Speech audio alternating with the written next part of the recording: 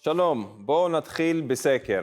אנחנו הזמנו סקר מדוקטור הישאם ג'בראן ממכון אפקר, שעשה סקר מיוחד לתוכנית. והשאלה הייתה, האם ההדרה של החברה הערבית וגילויי הגזענות וההסתה כלפיה תגדיל או תקטין את הנטייה שלך להצביע בבחירות הבאות? התוצאות די מפתיעות. 35% אמרו שזה די יגדיל, 25% אמרו שזה כן יגדיל, 18% אמרו שזה יקטין, ו-11% אמרו שזה יקטין מאוד, 10% עדיין מתלבטים.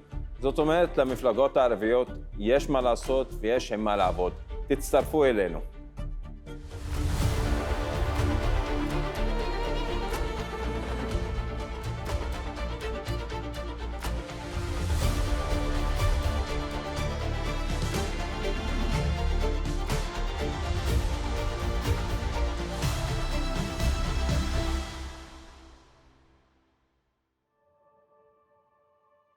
בעוד הציבור הערבי מייחל לאחדות כמעט כמי שמאחלים לאוויר לנשמה, נראה כי מנהיגיו הפוליטיים עדיין מחפשים את הדרך ומנותקים מרצון העם. הפגישה האחרונה, שאמורה הייתה להיות צעד בדרך לבניית הרשימה המשותפת מחדש, הסתיימה בקול ענות חלושה, והודעות שיצאו ממנה העידו יותר מכל על כישלון ידוע מראש. נראה כי את הטון נותן חבר הכנסת מנסור עבאס, שהודעתו המהירה נשמעה יותר כיריית פתיחה לקמפיין בחירות מאשר כיד מושטת לשותפות. המסר המסתמן כפי שעולה מהתנהלותו הוא ברור. אחדות כן, אך בתנאים שלי. איחוד רק אם כולם ירכינו ראש בפני חזונו הפרגמטי. אך האשם אינו נח על כתף אחת בלבד. גם שאר המפלגות מגיעות לשולחן כשהן חמושות בתנאים ובדרישות, והתוצאה היא קרב המותיר את הציבור מיותם. בזמן שהאיומים מבחוץ גוברים וההדרה והגזענות מבפנים גואים, הפוליטיקה הערבית מקרטעת, מפוצלת ומסוכסכת ומחמיצה הזדמנות היסטורית להציב חזית אחידה. תכף מתחילים. אני מודה למזכיר חדש מר אמג'ד שביטה שהגיע אלינו לאולפן, ושלום לפרשנים. אני רוצה לשאול אותך מר אמג'ד שביטה, אתה יודע, המצב של הפלסטינים הוא גרוע מאוד, כמעט 100,000 הרוגים בעזה. 2 מיליון עקורים, מצב קטסטרופלי בעזה, בגדה המערבית וגם בישראל. למה אתם מחכים בתנועת חד"ש להודיע, אנחנו מוכנים להצטרף לרשימה משותפת בלי תנאים, בלי שורה שנייה, רק שורה אחת? אז אנחנו אמרנו את זה, אנחנו אמרנו שחד"ש מעוניינת ברשימה משותפת, ואמרנו שיש לנו כאילו חזון לרשימה משותפת. לא אמרנו שיש לנו תנאים או וטו או קווים אדומים, אמרנו שאנחנו רוצים להביא את זה מול השותפים שלנו, וזה מה שהיה בישיבה האחרונה. בישיבה האחרונה הגענו ביחד עם טל, עם מסמך מפת דרכים, איך ולמה צריך להגיע לרשימה המשותפת. ולכן להגיד שחד"ש לא באה ולא אמרה שהיא מעוניינת ברשימה המשותפת, זה לדעתי לא מדויק. אנחנו כן בעד רשימה משותפת, ואנחנו רוצים שהרשימה הזו תאחד את האוכלוסייה הערבית ביחד עם כוחות דמוקרטיים יהודים. מה המטרה של הרשימה המשותפת? על זה עדיין יש מחלוקת עם השותפים שלנו, כי כשאנחנו מדברים על חזון פוליטי, אנחנו לא אומרים, כפי שברע"מ למשל מנסים לפרשן את זה, שזה לקחת אותם לפי האג'נדה שלנו כחדש. אנחנו אומרים, ואני רוצה להסביר את זה, אנחנו אומרים שהרשימה המשותפת היא בחירה נכונה, א', כי היא כלי להעלאת אחוז ההצבעה, ב', כי היא גם תרגום של האחדות הלאומית שמיעוט לאומי צריך להפגין כשהוא מול איום קיומי, וג', כי זה כוח פרלמנטרי חזק מאוד. כשיש לך סיעה של 15 מנדטים, אתה לא הולך לפרק אותה יום אחרי הבחירות. אני רוצה להגיד לך מה בדיוק הרגשתי, איזה בעיה לאחרונה עם צורת ההתנהלות של חד"ש בניהול התהליך הזה. זה כאילו שאתם רוצים לפתור את עצמכם ממישהו שיאשים אתכם שאתם הייתם הסיבה. הצל של הערב והלילה ההיא, שקרה ביצול, שהוגשו שתי רשימות והגענו למצב הזה, כאילו שהם לא רוצים לחזור לשם ולהגן על עצמכם שוב. אתם כל הזמן ממש מנסים להוכיח, הנה אנחנו מנסים, אנחנו רציניים, אבל זה לא מספיק. אתם הבוגרים בו, אנחנו מבינים את הסיפור הזה, אבל צריך מעבר לזה שהנה, עשיתי את הכל, אני לא גרמתי לביצול. כאילו, לא, אני אומר שאנחנו רוצים לנהל משא ומתן או הידברות בכנות ובצורה אמיתית. תשמעי, אנחנו מאמינים שרשימה משותפת זה כלי חשוב מאוד, אבל צריך להיות מאוד כנים עם הציבור. יציאה לרשימה משותפת זה לא פיקניק, זה משהו שיכול להביא עלינו סערה של הסתה מצד הימין, גם אם נביל את הימין של בן גביר וסמוטריץ' ונתניהו, זה אפילו יותר הסתה. ולכן אם אנחנו הולכים על רשימה כזו, מה שאנחנו אומרים, אנחנו צריכים אסטרטגיה משותפת של כולם לחשוב על איך אנחנו מתמודדים עם ההסתה הזו. במקביל, השותפים שלנו ברע"מ אומרים שהאסטרטגיה שלהם היא להפנות גב אחד לשני יום אחרי הבחירות, וזה מה שאנחנו חולקים עליו. אנחנו לא אומרים את זה רק בכדי לצאת מדי חובה או להוכיח למישהו משהו. מה זאת אומרת אסטרטגיה משותפת? אז אני אומר לך, תשמעי, דרך אגב, תתייחס גם, זה מה שמכשיל כנראה את הרשימה המשותפת, שיש כן, תנאים. פעם הראשונה שמדברים על אסטרטגיה דרך. משותפת. בואו נלך, בואו נעשה תסריט מסוים. אנחנו כולם מסכימים על למשל רשימה משותפת טכנית בלבד, בלי שום אמירה פוליטית. והימין תוקף את כולם, ואז לכל אחד יש את הדרך שלו לבד להתמודד עם זה, ואנחנו ראינו שלמשל לרע"מ יש קו מסוים להתגונן, וזה להבדיל בין הקיצוניים שהם חד"ש בל"ד למשל, לבין המתונים שזה הם. בצורה כזו, אני חושב קשה לנו להתמודד עם ההסתה הזו. אנחנו רוצים להתמודד בצורה אמיתית ויעילה עם גלים של הסתה. תשמעו, אם אנחנו אומרים שהיום נהג אוטובוס מותקף על כך שהוא מדבר בערבית, אי אפשר באמת לעגן את כל זה באיזה מין הבנות, זה מה שאנחנו... מין קוד אוף קונדקט כזה שאתם מסכימים. אנחנו לא תוקפים אחד את השני, לא מנסים כאילו להראות שאני הטוב ואחר הוא הקיצוני. אז היו לנו רק שתי ישיבות. אני חושב שהיה לנו מסע ארוך, מסע של אי אמון, מסע של פוליטיקה שפלגה בין כולם. אני חושב שלצפות שכל הפתרונות האלה נגיע אליהם רק תוך שתי ישיבות, זה לדעתי יותר מדי. אני חושב שישבנו רק פעמיים, אנחנו נמשיך לשבת, אבל צריך לתת לדברים, למים לזרום, בכדי להתגבר על כל הטעויות של העבר. מה שאני אומר זה לא בכדי להצדיק למה לא תהיה רשימה משותפת, אלא בכדי להגיד שיש קשיים אמיתיים, ואני רוצה להגיד גם שבציבור יש אמירה שהיא קשורה גם למה שאמרת על ליל הגשת הבחירות, שכאילו כל המריבה היא על הכיסאות. אני רוצה להדגיש את מה שכולם מדגישים, שבישיבה הראשונה אמרנו כולנו שצריך לסכם איזה רשימה, איך אנחנו רוצים ללכת לבחירות האלה מבחינת הרשימה, האופי שלה, המהות שלה, ואם אנחנו נסכים על הדברים האלה, אני לא מצפה שיהיו בעיה על הכיסאות, בגלל בעיה אחת, לא כי אנחנו הפכנו למלאכים, אלא כי כולם יודעים, כולם מבינים שברשימה משותפת יש להם ייצוג יותר גדול מכל אופציה אחרת. אני רוצה להתייחס לכמה דברים שאמרת. קודם כל אמרת שיש קושי עם זה שרע"מ רוצה רגע אחרי הבחירות להפנות את הגב שלה, והיא מבחינתה מדברת על רשימה טכנית בלבד. זה דבר אחד.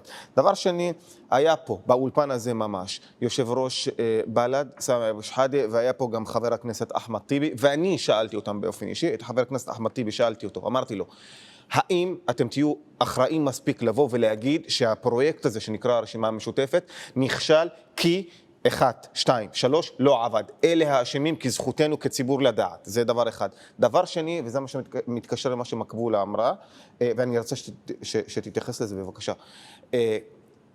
התשובה של סמי אבו שחאדה לאחת השאלות שלי הייתה שכרגע מנסים להקים מנגנון שלפיו כלל המרכיבים של הרשימה המשותפת יסכימו על נושאים מסוימים כדי לצאת לדרך. אז קודם כל אני מצטער לשמוע שנפגשתם רק פעמיים. אני חושב שבתקופת זמן כזאת אתם צריכים להתפגש טיפה יותר ולקדם את זה. אתם מדברים כרגע...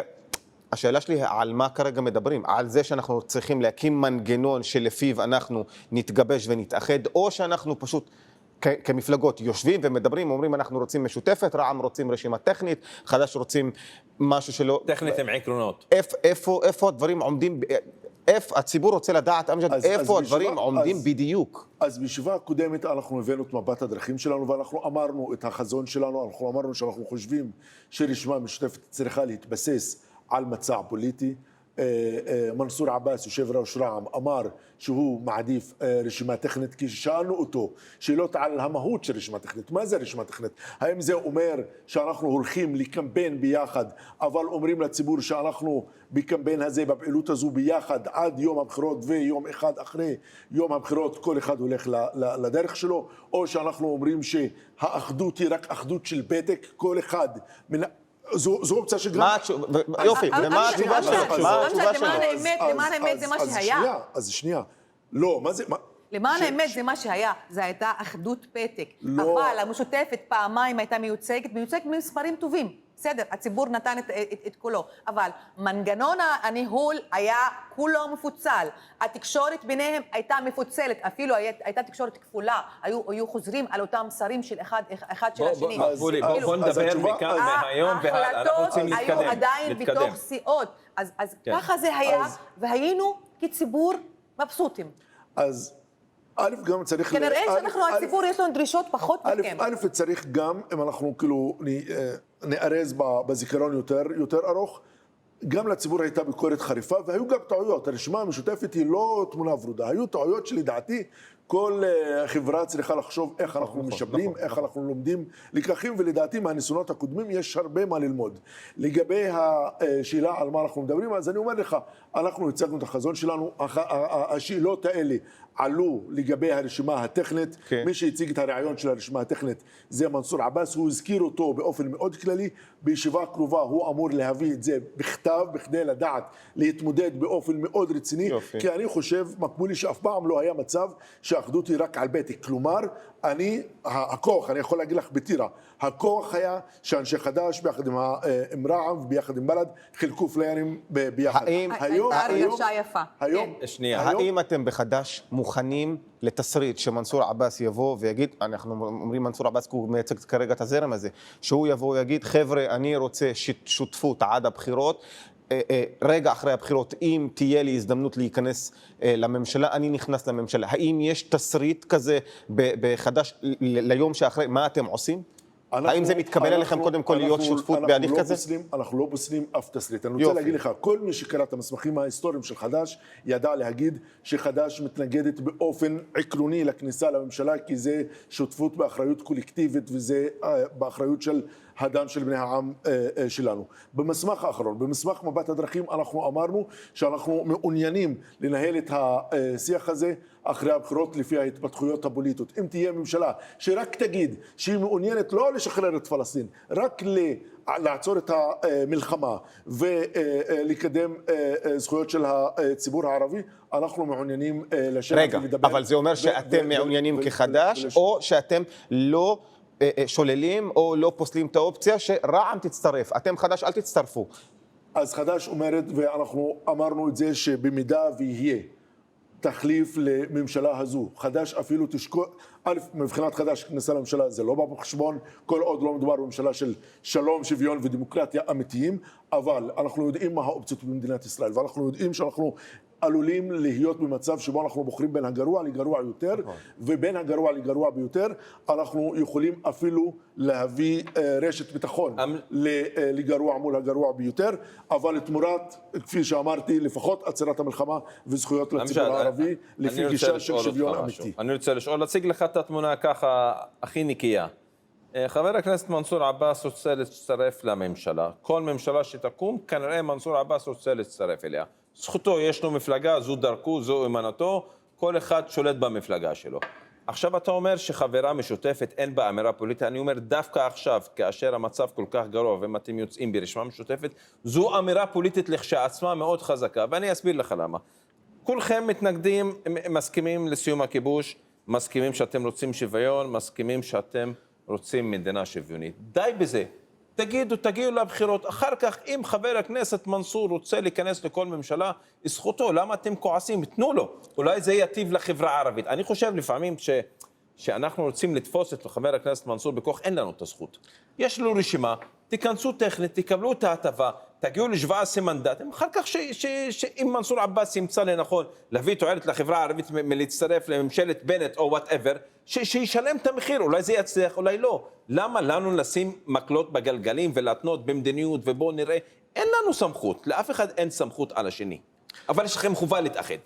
דווקא תן לי להגיד כן. כמה מילים לזכותו של מנסור עבאס. מנסור עבאס היום הוא לא אותו מנסור עבאס של 2022, כמו שכולם לא אותו דבר. מנסור עבאס בממשלת השינוי הזניח כמו כולם את הנושא המדיני, והיום הוא הגיש את התוכנית הזו, גשרים לשלום. מנסור עבאס היום יושב בראש מפלגה שקראה להפסקת הג'נוסייד, אחרי שבתחילת המלחמה הוא גמגם בעניינים האלה, ולכן מנסור עבאס היום נמצא בעמדה הרבה יותר מתקדמת נגד המלחמה. עם מנסור עבאס הזה בנט מעוניין לבנות ממשלה. אז סחטן, אני מקווה שאני לא מסבך את מנסור עבאס מול בנט, אבל זו האמת. האמת היא שרע"מ התחילה בחודשים האחרונים להשמיע קול הרבה יותר כנה והרבה יותר אמיץ נגד המלחמה, ואנחנו מברכים על זה, אנחנו לא נגדם כי אנחנו רוצים לתקוף אותם, ובמציאות הזו, כשיש לך מפלגה שבאה ואומרת את הדברים האלה, ובא ראש ממשלה שאומר להם, אנחנו יודעים שאתם כיניתם את המלחמה הזו כג'נוסייד, אנחנו יודעים שהפגנתם בסכנין ובתל אביב, אנחנו יודעים את כל הדברים האלה, ואנחנו עדיין מושיטים יד לממשלה, אז בבקשה, אבל אנחנו יודעים שמי ששם איזושהי תמונה שנמצא בה מנסור עבאס עם ליברמן ועם מנכ"ל ההתנחלויות, צריך גם להזכיר את זה, בנט הוא איים על מי ששם את התמונה הזו בהוצאת לשון הרע. האופוזיציה היום לצערי הרב לא מפספסת שום הזדמנות לתקוף את עבאס ולתקוף כל אופציה לבנות איתו. שיבוסם לו, אומרים בעברית שיבוסם לו, בואו נחליט אנחנו על מנגנון, תלכו כל המפלגות, אחר כך כל שחקן לך לדרכו. אז זה מה שאני אומר בדיוק. אני חושב שאנחנו צריכים לחשוב על מהי האופציה להתמודד מול ההסתה הפרועה שיכולה להיות במדינת ישראל. יש הסתה בכל דרך. תשמע, לא, אני רוצה להגיד לך. יפה. ב-95, כשחוסל רבין, הוא חוסל בטענה שאין לו מנדט כי אין לו רוב יהודי. והייתה אווירה של הסתה, וזו הייתה מדינת ישראל הדמוקרטית, הליברלית. היום אנחנו נמצאים במצב פשיסטי, במצב שבו, ואני לא מאשים את מנסור, אני אומר שגם אנחנו כמפלגות, אם אנחנו נביל את הימין, אנחנו צריכים, ואני מקווה, ואנחנו צריכים לעשות הכל בכדי להביל את הימין, אנחנו צריכים להיות מוכנים עם אסטרטגיה להגנה על הציבור שלנו בפני ההתקפה הזו. אבל צריך שתהיה לנו, ורשימה טכנית זה מכשול בפני שתהיה לנו רשימה כזו, בעיניי לפחות. אתם מבינים כולכם, לא רק חדש, שהציבור כועס מאוד. אפילו כשאני גם בתוכנית השנייה שלי ברדיו שומעת, איפה הציבור או איפה הקולות מהציבור הערבי שמים את החברי כנסת הערבים ואת המעמד שלהם, אפילו את המוסריות שלהם, שמים אותה במקום כל כך כאילו מושמץ, שאני לפעמים צריכה להגן על השם ולהגיד לא, חברי הכנסת שלנו הם לא כאלה שאתם מתארים, כי אני שונאת גם את הסיפור שלה, להפוך את עצמנו, להנחית את הערך של עצמנו. זה קורה. אבל הציבור כועס, ואתם נמצאים בכל הדיונים האלה ובכל ההצעות האלה. אולי תלכו לדרך חדשה, כי אנחנו במצב חדש ורגיש וחמור. תשאלו את הציבור, הנה. אני היום שאל את הציבור כדי להכין לפרק הזה. יש סקרים, יש טלפונים, אנחנו יכולים לענות לכם. כאילו, תשאלו. 90% רוצים משותפת. האם אתם מסכימים לגוש שיהיה בשמכם, שיהיה משהו מדגם מייצג גדול, שתגידו מההתחלה, כולנו נסכים לתוצאה של הסקר הזה, שאנחנו כאילו מסמיכים איזה גוף, לעשות אותו. תמציאו שיטות חדשות לקבל החלטות, כדי שאני וכל הציבור הערבי לא נדע בסוף מי עשה באותו לילה, מי משך את הניירות, מי הכין בעוד מועד, מי התקשר למישהו בחול. אני לא רוצה להתעסק עם זה. אני רוצה לדעת שאתם באמת, כאילו כשאין לכם דרך להחליט, תפנו אלינו. אנחנו לא רבים, נראה לי כאילו במצב כזה נוכל לנהל קשר, וזה דרך חדשה. אנחנו מעריכים את כל המפלגות הערביות ואת הנכונות שלהם באמת לתרום לחברה הערבית. ואז מי שלא תורם לדעה, לגבש דעה וכיוון בחברה הערבית, ולא נניח משתתף בסקר הזה, הוא שם את עצמו במקום כאילו שהוא לא משפיע. אבל יש רוצים בואו נשמע מה, כן. אז הסקרים מראים באופן מגמתי, אנחנו לא צריכים סקר אחד. אני חושב שאתם תעשו. מה הסקר אומר? כל הסקרים אומרים שיש העדפה חסרת תקדים אולי, העדפה גורפת לרשימה משותפת אחת בקרב המפלגות בחברה הערבית. אנחנו מכירים את זה גם מזכירים, גם מכל מפגש, בכל אירוע חברתי אנחנו שומעים את הקולות האלה, ולכן אנחנו כחד"ש כן רוצים את זה. האחריות שלנו היא לתרגם את האמירה הרומנטית הזו של האנשים, כי האנשים רוצים מפלגה פוליטית, לא מעניין אותם איזה שותפות. הם רוצים שותפות, הם רוצים לראות את כולם ביחד. והמחויבות שלנו כהנהגה פוליטית היא לתרגם את הרצון הזה לתוכנית עבודה. זה לא רק שרציתם ככה, אז עשינו ככה. לתרגם את זה לתוכנית עבודה, להפיק לקחים מכל מה שהיה, ולנהל משא ומתן והידברות באופן אינטנסיבי. הביקורת שהעליתם עד כאן היא ביקורת אמיתית, גם אנחנו שותפים לה. אנחנו אחרי ההפגנה בסכנין קראנו לישיבה, הייתה ישיבה, לצערי היו רק 2 ישיבות, אנחנו אומרים שבאוקטובר אנחנו צריכים לסיים את התהליך הזה, כי אני חושב שאנחנו צריכים להגיע לרשימה משותפת, זה האופציה שלנו, אבל אם לא תהיה רשימה משותפת צריך לצאת לציבור עם הסבר מסוים, כפי שאמרת, ואני מתחייב לשבת כאן ולהגיד את כל התשובות, גם... אנחנו לא רוצים להגיע לנקודה הזאת. אנחנו לא רוצים. אז אני גם לא רוצה, אבל אני גם צריך לתת תשובות אבל בוא נגיד לך. כי אני חייב להגיד שזו אופציה קיימת, זו אופציה קיימת. יכול להיות, נתמודד. עם כל הצער, זו אופציה על השולחן, שלא תהיה רשימה אחת, אבל במצב הזה, נתמודד וגם נעניש, שתי רשימות חזקות, במידת הצורך. שבעיקר לא ישרפו כלום. אבל אמג'ד, בוא תראה, כאילו היום היינו גם בעוד שיחה ובעוד שיח בפרק אחר, גם עם אנשים ממרץ. ואמרנו להם, כאילו, מי אתם? מה הלקח שלמדתם לגבי הציבור הערבי וכולי וכולי? אנחנו ממש לא חסכנו. והם דבר ראשון אמרו, הלקח הראשון שלמדנו, לפחות בטווח קצר, זה להתאחד מעכשיו. ואז הם הקימו, כאילו, למדו את הלקח של אובדן הקולות והחורבן שהיה להם, ואחדו מראש, לא להגיע לבחירות כשהם לא מוכנים. וזו הטעות הפטלית שלנו כל הזמן, מחכים לרגע האחרון, ואז כל אחד ממש משתמש בסוגים שונים של השפעה וכוח ומשקל. כשאתה אומר תוכנית עבודה, זה נשמע כאילו שזה יכשיל. התוכנית העבודה זה שאתם מתאחדים, אנחנו לא רוצים מכם כלום. אנחנו רוצים, הציבור מה הוא רוצה? הוא רוצה שתאחדו. הוא לא שואל אתכם, לא על תוכנית עבודה, תתאחדו, תגיעו לבחירות ונראה מה יקרה. בוא נעצור את הגעתו של בן גביר לאום אל-פחם לחלק צווי הריסה. זה מה שהציבור הכי רוצה. אז אנחנו בעד הגישה הזו, אנחנו חייבים להגיד שהגשנו את ההצעה שלנו, לרע"מ יש הרבה דרישות, אנחנו מדברים איתם, אנחנו מכבדים את הקריאה שלהם שהיא שונה מהקריאה של בל"ד, של חד"ש ושל תע"ל. הכדור נמצא במגרש שלהם, בשבוע הבא אני מקווה שלהם מסמך ברור ונתמודד איתו. אנחנו כחד"ש, כפי שאמרתי, כשאנחנו מדברים על תוכנית עבודה ועל מצע פוליטי, אנחנו מדברים על הדברים האלה ככלים להתמודד עם המציאות שיכולה להיווצר, ולא כתנאים לצאת אליה, וזה הבדל משמעותי. אתם יכולים לקבוע דדליין לפחות, כאילו סוף השנה האזרחית הזו שאתם מסיימים את העניין הזה? יכול להיות שאין זמן. אנחנו בחד"ש הצענו סוף אוקטובר, אנחנו בחד"ש הצענו שבסוף אוקטובר, ב-25 באוקטובר יש לנו מועצה ארצית של חד"ש, אני מקווה ששם נוכל לבשר לקאדרים שלנו שיש הסכם לגבי הרשימה המשותפת, ונעשה כל מאמץ שתהיה הידברות אינטנסיבית עד אז. אני רוצה לקחת אותך למקום אחר, אנחנו מדברים על רע"מ, אבל לפי המקורות שלי, לפי מה שאני יודע, יש סיטואציה מסוימת שאם לא תהיה רשימה משותפת ובל"ד לא ימצאו את עצמם באחת משתי המפלגות שיוקמו, אם יוקמו, אז בל"ד יקראו להחרמת הבחירות. האם אתם מודעים לעניין? האם יש לכם כבר תוכנית פעולה לעניין הזה, או שאתם אומרים בהנחה ולא תהיה רשימה משותפת, אז יהיה מנסור עבאס רע"מ מול המשותפת החדשה שהייתה, שזה גוש של 3 מפלגות? אז כפי שאמרתי, כשאני אומר היו לנו רק 2 ישיבות, אני מתכוון ברביעייה.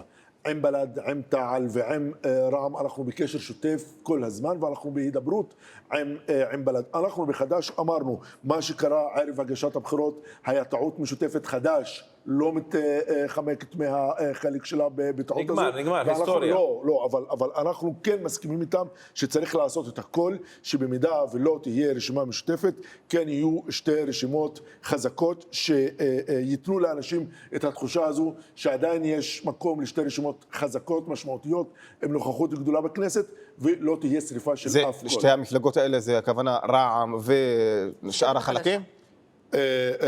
השאיפה שלנו שבמידה ולא תהיה רשימה משותפת, שתהיה רע"מ בקו שלה, הקו הפוליטי, החלוקה היא פוליטית, לא לפי נכון, כן, אישים, וחד"ש, בל"ד ותע"ל בצד. יש נקודה מאוד חשובה שאתם לא שמים לב אליה. אבל גם השלישייה הזו, היא כן מסוכמת? כאילו, אנחנו גם בעניין של יש מחלוקת, גם על המלצה, על ראש הממשלה, על מי מרכיב את הממשלה, מי לא. כי עדיין יש, כאילו, בל"ד יש לה קו פוליטי, חד"ש יש לה קו פוליטי, אל-מואחדה, רע"מ יש לה קו פוליטי. כאילו, בסופו של דבר, גם בתוך כאילו, המשותפת החדשה הזו, גם עדיין שמה חושבים לא לפני 7 לאוקטובר. לא תוכל, כאילו, שכולם יתיישרו על קו מדיניות אחד. אז אני רוצה להתחייב בפנייך. אם לא תקום, כאילו, רשימה משותפת, אז כנראה שהסיבה היא סיבה של מחלוקת פוליטית. אם לא תקום רשימה של השלישייה, הסיבה היא מחלוקת עלובה ומוקרפי על הכיסאות בלבד. אם אני אבוא לספר לך על מחלוקת פוליטית שמנעה איחוד בין חד"ש לבין בל"ד, תסתמי לי את הפה. עכשיו אני רוצה להציב ביניהם משהו מאוד חשוב. זיני ימונה לראשות השב"כ. אחת האפשרויות ואחת האופציות היא שהמטרה היא להגיש חוות דעת שתמנע מהרשימות הערביות להתמודד לכנסת. האם אתם תדברו על זה? האם נגיד למשל איחוד של כל הרשימות יחד ולשתוק, לא להצהיר הצהרות כל הזמן בתקשורת, להצהיר הצהרות כלליות לבוחר, היא צעד נדרש, לאור העובדה שאתם תהיו חלילה תחת זכוכית מגדלת, ואז אנחנו נגיע למצב שלא נדע איך להתמודד איתו. אנחנו עומדים בפני דברים שאף פעם לא התמודדנו איתם. אולי אתם צריכים אתם המנהיגים שלנו, לשבת ביחד, להגיד חברים, בואו נתאחד כולנו, וניתן לסערה הזו לעבור, כי חלילה אנחנו מאוימים שלא נגיע לבחירות בכלל. אני אמשיך את זה במשפט אחד, והאם בהמשך לכל מה שהוא אמר, זה ברור שאת בל"ד ינסו לפסול, ואפילו את ועדת הבחירות תפסול את בל"ד וזה יגיע לבג"ץ. האם יש מחשבה של מה אנחנו עושים לפני? אנחנו חושבים גם על התסריט שבו ייפסלו רשימות או ייפסלו מועמדים בתוך הרשימות. אנחנו בהידברות עם עורכי דין, בראשם עם חסן ג'בארין ועדאלה, ובודקים את כל האופציות. אנחנו גם לא שוללים אופציה הרבה יותר שאפשר לחשוב שהיא משוגעת, אבל היא קיימת במדינה היום, שייתכן שבגלל המצב הביטחוני יגידו שאנחנו רוצים לדחות את הבחירות האלה או כל תסריט אחר. אנחנו בודקים את כל האופציות האלה, אנחנו גם הוכחנו בשנתיים האחרונות שאנחנו יודעים לנהוג בצורה מאוד אחראית, מצד אחד להוביל את המחאה ואת הקו נגד המלחמה הזו, מצד שני לבטא את העמדות האלה בצורה אחראית שגם לא תסכן את הציבור שלנו, אבל במידה ונשתוק ולא יהיה לנו את הקול שלנו, אנחנו נאבד את זכות הקיום שלנו, ולכן אנחנו עושים את הדברים בצורה מאוד מאוזנת, מאוד מדויקת, גם פוליטית, גם ציבורית וגם משפטית. אנחנו לוקחים את כל השיקולים האלה בחשבון, בכדי לשמור על ייצוג אותנטי, חזק ומשמעותי לציבור הערבי ולכוחות הדמוקרטיים היהודים. משפט האחרון, תגיד לאמג'ד, יש להם פגישה ב5 לחודש, ואנחנו נשדר את הפרק הזה לפני הפגישה. תגיד לו משפט האחרון לפני שאנחנו מסיימים, מה את רוצה ממנו? אמג'ד, מסר לכולם, ונראה לי אתם כולכם יודעים, הציבור הרבה יותר פרגמטי ובוגר בתקופה הזו, כנראה מהמפלגות. אחריות בידיכם, ונראה לי, עכשיו אנחנו מדברים על פרויקט לאומי. ההמשכיות מהרגע הזה והלאה היא פרויקט לאומי משותף לנו כפלסטינים וכמיעוט פלסטיני במדינה שרוצה להישאר. אז שזה יהיה לכם בראש לפחות. ואני יודעת שאתם אחראים, אבל עוד פעם. אני אחזור על עצמי על משהו שאמרתי פה כמה פעמים. ההבדלים בין המפלגות הם הבדלים של הבנה מסוימת למושגים, של מה זה לאומיות, מה זה אחריות לאומית. כל המפלגות מסכימות שבשם האחריות הלאומית צריכים להתאחד, אבל לכל אחת יש דרך מסוימת. אני חייב להגיד שברעיון הזה איתך שמענו דברים שלפני זה לא שמענו. אני מקווה שכבר בפגישה הקרובה תצאו בהצהרה שיש לנו רשימה משותפת, שאלה העקרונות שלנו, גם אם זה רק מנגנון שאומר איך אנחנו מסדירים את הדברים, ואם לא, שתהיו מספיק גלויים, תגידו, זה לא צלח, כי אלה הסיבות, זה שתי מפלגות, ועם זה אנחנו יוצאים לכאן. אני רוצה להגיד לך שפרופסור אסעד גאנם היה היום, והוא אמר, אם אין משותפת, יש ממשלת ביבי. אני רוצה לבקש מכם בשם כל או הציבור. בן גביר, שיהיה ראש ממשלה. בשם כל הציבור, אל תיתנו להגמוניה של כל מפלגה להשתלט עליכם. אתם משרתי הציבור, הציבור רוצה אחדות. עצם העובדה שאתם תצאו בקמפיין אחד, ברשימה אחת, היא אמירה פוליטית מאוד חשובה לכל העם הפלסטיני, גם פה, גם בשטחים, גם בעזה, שיש עוד תקווה. לכן אל תיתנו לשיקולים שזה לא הזמן שלהם.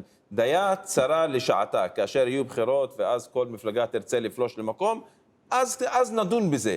אולי צריך להיות ראש קטן ולבקש רק אחדות בתקווה שיהיה יותר טוב, כי אין לנו דברים אחרת. אנחנו אחרי השביעי לאוקטובר. עוד משפט, אחרון וזהו. אנחנו צריכים להיפגש עם שלושת, או לפחות מי שחולקים, נראה לי גם כאילו אל-ערבייה לתג'יר, לא, אין בעיה איתם בסיפור הזה, אבל שנדבר עם כולם ביחד, וכן, כאילו נפנה את השאלות. זה גם רעיון.